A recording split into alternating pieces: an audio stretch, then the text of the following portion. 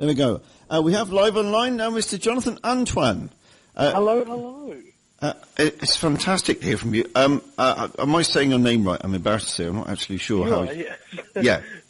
We'll start with getting it right. That'll be good. I'm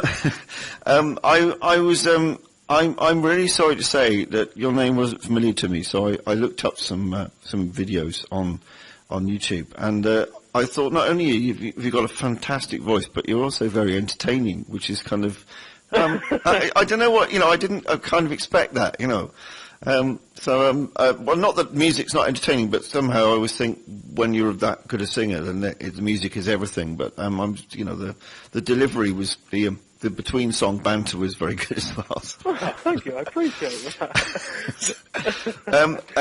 No, it's great. Well, it's a breath of fresh air actually. I love your new song. I just played it just now, and it's great. And the songs that I heard you on it's gone out of my head which one I listened to now, but it was very entertaining, and you were very funny. So I thought it was quite funny because the audience were looking very po-faced, and a little bit there was a lot of it looked like a choir behind you who weren't joining in at the time, and they did look at them quite sure what to make of you. How's it going? 'Cause, I was reading, of course, I did the Wikipedia thing and looked you up, and saying that you've now got a solo singing deal, but you were with Charlotte. Was it Charlotte? Yeah. Before, yeah. And how's it been going since you both went your separate ways? Are you both busy? Is it working out well for you, or is it or don't you know about how well Charlotte's doing? Sorry, this is a cheeky question, but I just thought I'd mention it to a passing. Sorry.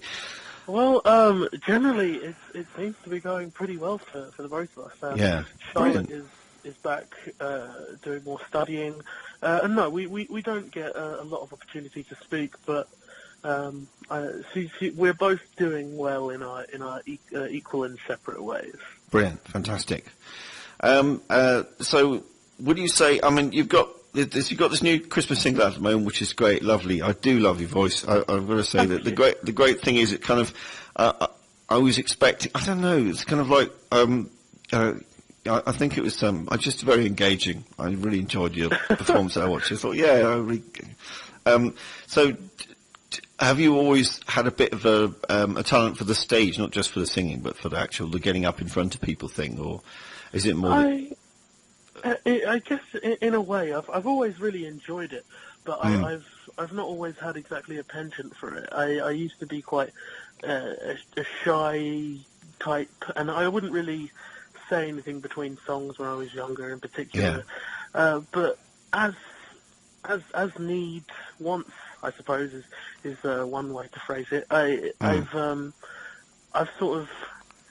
I was thrust into it in a way, in a positive way, I'd say, and I had to learn a lot of, the technique of talking, and, well, I say that, but I guess it for the most part, I just wing it. I just say whatever comes into my head at the time, and that works. I'm a big fan of that, actually. Although it can be, as speaking to someone who's like on the radio, it can be a little bit dangerous. Sometimes you kind of halfway through and think, I'm not saying that. I'm definitely not saying that. Whatever it was, I'm going to change the subject. I'm already halfway through. Let's completely change it. Yeah. Which is probably quite entertaining if you're a listener thinking, enjoying the kind of the sub clauses, the way you talk to someone. Anyway, you've got some great reviews on the press release. We've got coming up. It says Amazon reviews. So I'm not sure who they actually were that reviewed it, but it says set to become a Christmas classic, captures the essence of Christmas perfectly, and a truly magical Christmas song. Did you write the song? A silly question, I know, but it doesn't actually say here whether you wrote it or whether it was written for you.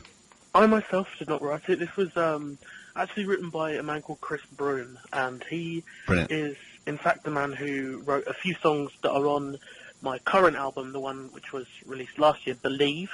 Yeah. He wrote some of the songs on that and sort of produced the whole album, and that was basically as a result of us in 2015 getting together and recording this song. Brilliant. Oh, right. Okay.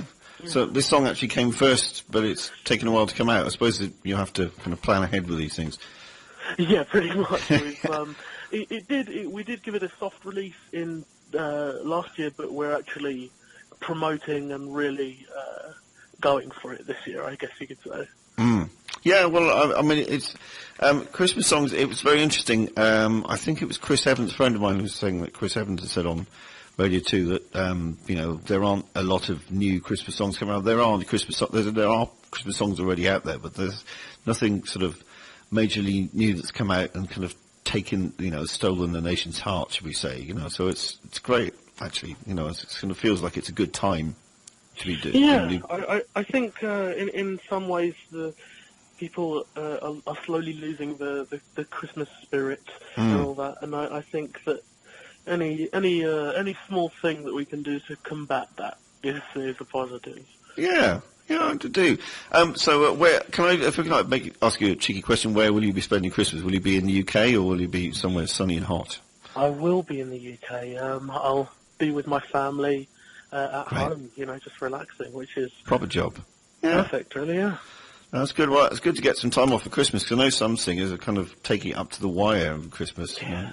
I think I at least I think I have Christmas off. I hope.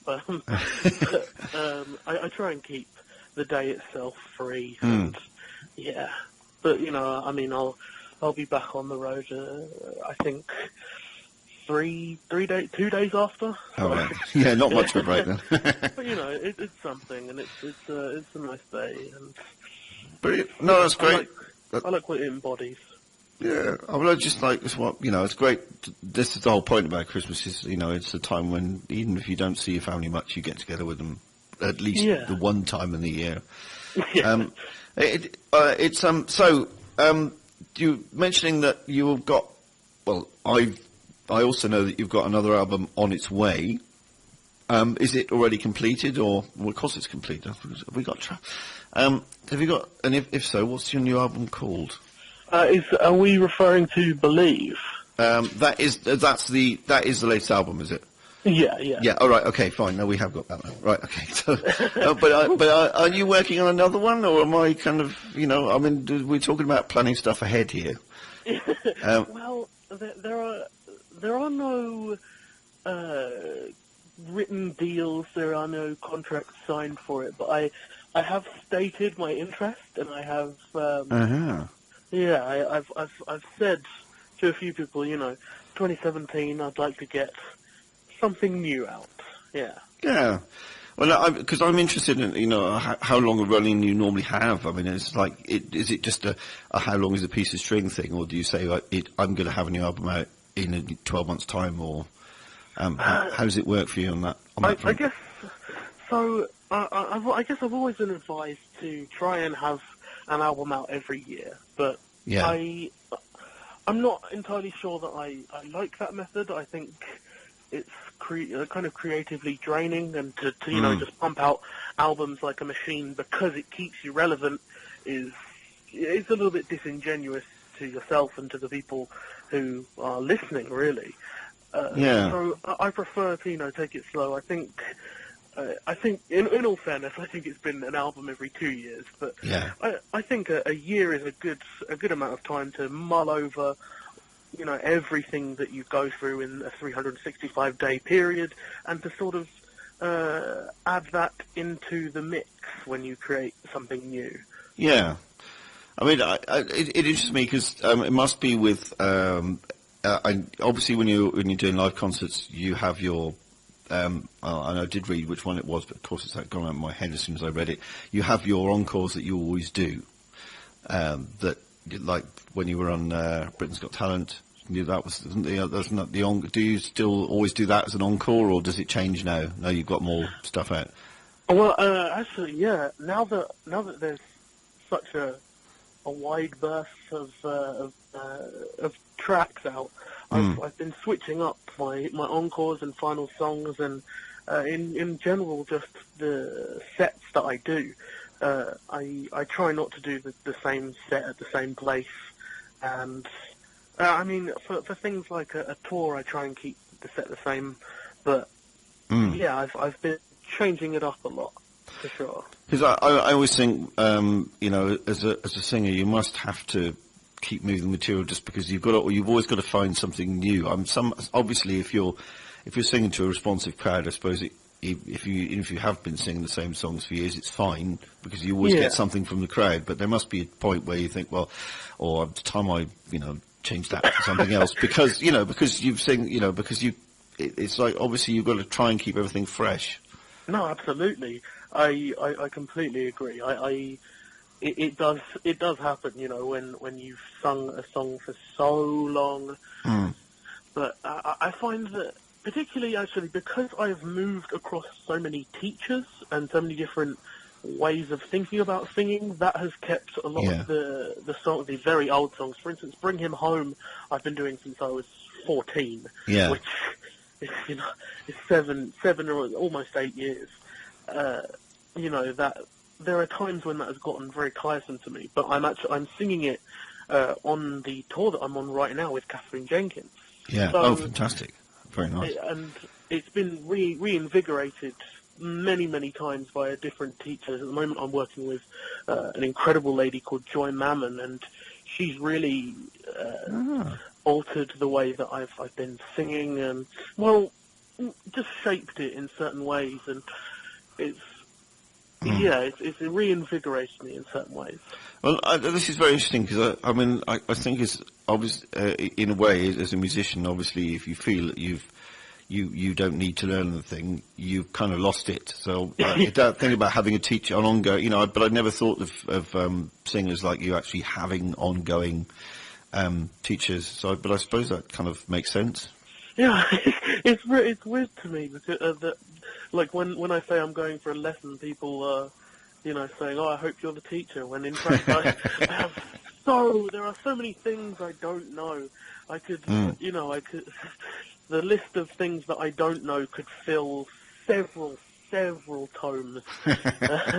Well, that's a good, you know, that's a great realization. I was going to say the one thing that I noticed is on the video that I watched is that when you came on after doing making some quite entertaining comments, you just banged in there. Well, and I just thought, you know, it's kind of like there was no this kind of like, you know, gentle run-in, and I really liked that because it was kind of, I think sometimes it also feels a bit too perfect, and I also like the way you just banged in that first note, and I thought most of us couldn't do that. If I did that, I'd lose my voice immediately, you know. But I don't know, is it one of those things say, oh no, everything must be gentle, and it must sort of, and you just went bang, and I thought that was great. Thank you. Yeah, I mean, I like to just do things organically, and often, you know, remind people that I'm just another person trying to do a thing that I enjoy. And so, I mean, oftentimes I'll just walk onto the stage and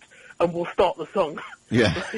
And I think that's cool. Just, you know, walking on stage, because people don't, you know, people want a certain amount of funny, you know, a bit of liaising, but they don't want tomes of talking and hours and decades of chatter. They want to hear some music and they want to have a nice time, and that's what I really strive to do. Yeah, and that's great. I was going to say, on the subject of talking, do you have to limit the amount of interviews you do? Because I have read some of the other singers go, okay, that's enough, because I only want to talk for so long and I mustn't talk before concerts and all that. Or do you not really worry about that? I do try not to have them like before concerts and so forth, but on days like this where I've done, I think this is my fourth phone-in today. I get into the swing of it, and I really enjoy it. 'Cause way back, I seemed like such a nervous kid, but now I really get into it, and I love talking to people. Maybe it's just that I love talking about myself. I know. Well, the thing is, but for us, it's interesting, and you know, I have to say, it's like I didn't really understand vocal music when I was younger. Because I'm a bit of a folky, you know, I like a bit of a sing, you know, but it's a different world. But it's like now I've done a bit of singing. It's like I know the difference between me and you, and there's a bottomless gulf technically, but it's just like, but that just makes it more enjoyable because everyone needs inspiration. It's very inspiring sort of stuff. So I'm going to say, I'm gonna let you. I'm going to let you go because otherwise we'll be here for hours. Well, I've got a couple of tracks. Oh, sorry. Yeah, sorry. Were you going to say something? Just on that topic of comparing yourself to, obviously I do this as a profession, and I love it. But the thing that I maintain is that any person, any of the 7 billion of us on this planet, could be where I am. They could do anything that I have done, any of them. It takes a little bit of time and an incredible amount of luck. And, yeah. Well, okay, but there's a difference in vocal ranges, isn't there? You know? but with the time and the effort put in, I believe anyone could do anything. I do take your point, although I think there are sort of like, there are physiological differences between some of us. Like, yeah, okay. As long as you can speak, I guess you can sing. That's probably true. Jonathan, I'm really grateful for you talking to us here at BRfm. I've got a choice of Rigoletto Act 3, Una Fativa Lagrima, apologies for the pronunciation, of Va Pensiero, and the Christmas song, which I've already played. So which one of those three would you recommend? Obviously, you'd recommend all of them, but make a choice that'll make it easier for me. For right now, I think I'd like to go with the first one, the Rigoletto 3, Una Furtiva Lagrima. Brilliant. Fantastic. Okay, Jonathan, thank you very much for talking to us at BRfm. Thank you so much for having me. All right, and thank you for your time. Very best of luck with the Christmas hit. Christmas dream come true. I hope it is for you. Thank you. Thank you. All the best. And for you too. Thank you. Right, there we go. I'm going to give this song a spin now. I'm just going to try not to pronounce it at the same time. There we go. Okay, there we go. Thank you, Jonathan. Thank you so much.